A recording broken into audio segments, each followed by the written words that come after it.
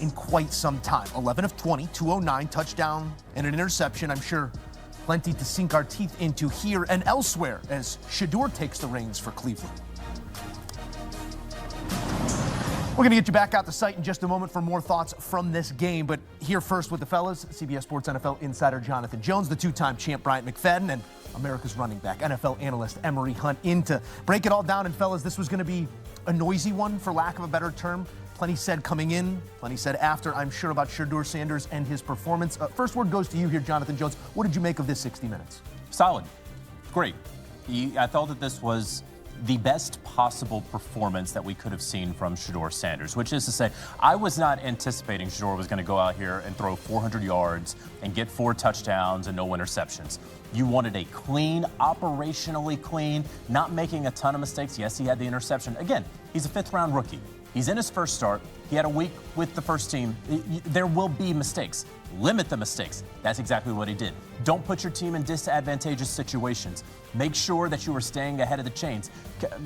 Hold on to the football. And that is what SHEDEUR Sanders did. And when your defense is going to get double-digit sacks, as long as you don't hurt your team and hurt your offense, you're probably going to come away with a win. That's what happened today. First team with 10-plus sacks since 1984. It was the Falcons then. Franchise record 11-10 here for this vaunted pass rush of the Cleveland Browns. We'll get into that, but Emory Hunt, I know you have maybe been the levelest of heads coming into the SHEDEUR Sanders conversation, but maybe not levelest of heads, but maybe the most optimistic about what we might see. How did he live up to your expectations, taller than most? He looked exactly like SHEDEUR Sanders at Jackson State. When he first got out there, he was playing within himself. He was getting the ball out quickly.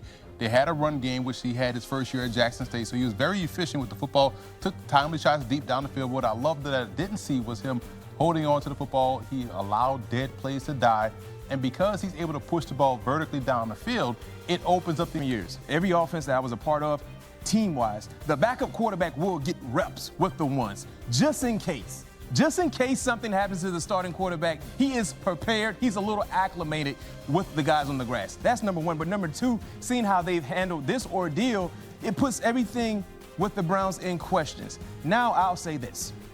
What happens next? Because I, for one, believe when you look at what happened today, a team that has been spiraling in the wrong direction, a team that has been finding ways to lose, you found a way to win. And it wasn't solely all on SHEDEUR Sanders, but he was one of the main catalysts for your success.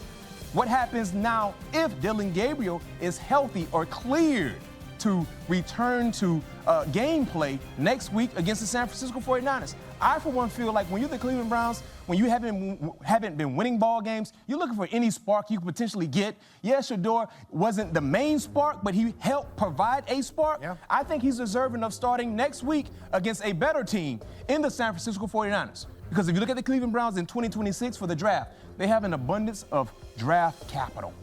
You need to know exactly what you should do at each position. And that quarterback position is a main ingredient for their future success. We've seen a lot of Dillon Gabriel. I think SHEDEUR Sanders' performance today has warranted him to start another week, even if Dillon Gabriel is healthy.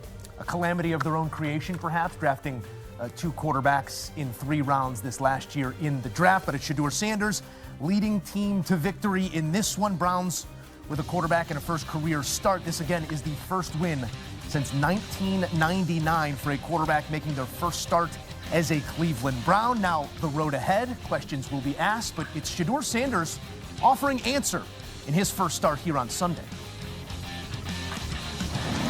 And for more, we take you out to the site where we say hello to part of our NFL on CBS family. Ross Tucker offering thoughts from this one. Ross, we know team game, but individual exploits with a headline coming in, so let's lead with them going out. Your assessment of SHEDEUR Sanders' 60 minutes goes how?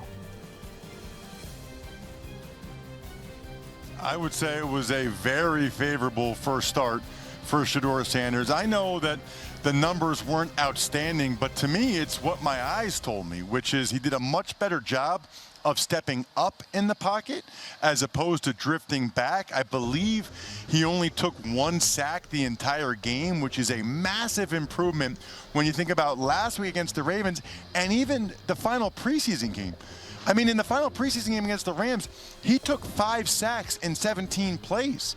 So for him to come out here, only be sacked one time, he did throw 1 interception, they fooled him, and that's going to happen with a rookie quarterback. But he looked comfortable. He looked like he belonged. He looked like a starting quarterback. You got some of those flashes that we were looking for, that is for sure. But again, team game, so let's get to some of it here, Ross, because there are things that this team does that is far beyond the record right now. The pass rush, it's about as good of a unit team-wise as you're going to see, led by Myles Garrett, who continues to close in on that season-long record. 10 sacks on the day, 7 different players credited with a sack or a portion of one. What do they do up front outside of just Garrett that makes it so hard on protection groups? Well, let's start with this. The Raiders' offense, I mean, they are a bad offensive line, probably the worst offensive line in the league. So we need to state that. But I think the biggest key to the Browns' success on defense this year has been the defensive tackles. Schlesinger has been unbelievable. We know about Myles Garrett. He's probably going to break the sack record. But what's really turned this defense from good to great has been that interior D-tackle rotation, whether it's Mason Graham or Michael Hall, Shelby Harris, certainly Malik Collins, who already has a career high in sacks. Those guys got a lot of pressure, a lot of push today. They help funnel things to Myles Garrett, and they're a big reason why the Browns probably have the best defense on a 3-8 team I can ever remember seeing. It feels that way. They are a blast to watch get after a quarterback. And let's talk about that quarterback, or maybe Vegas at large here. A parting thought, Ross, because we were talking in the green room about the order of operations with this team. I don't know if you want to call it a rebuild or a reset, but it felt half-hearted. And then you spend premium capital on a quarterback, premium draft capital on a running back. Does it feel like things maybe are a little out of order right now, and foundationally other things need to change? For the Browns or the Raiders? For the Raiders, excuse me. Yeah, you know, I think that they're in a really weird position, Joe, because Pete Carroll has that mantra of compete and win, and he's 74 years old. He's not trying to rebuild for the long haul.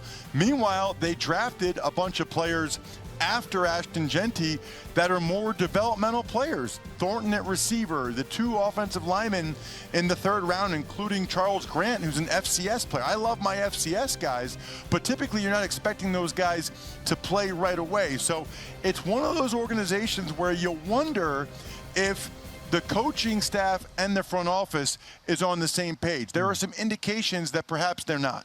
Mired in a little bit worse than mediocrity. Vegas yet to figure it out. Cleveland may be taking a step forward on this Sunday. Ross Tucker, it's always a blast chatting with you, pal. My pleasure. Thanks so much for having me. All right, our team out there in Las Vegas, putting it on wax. SHEDEUR Sanders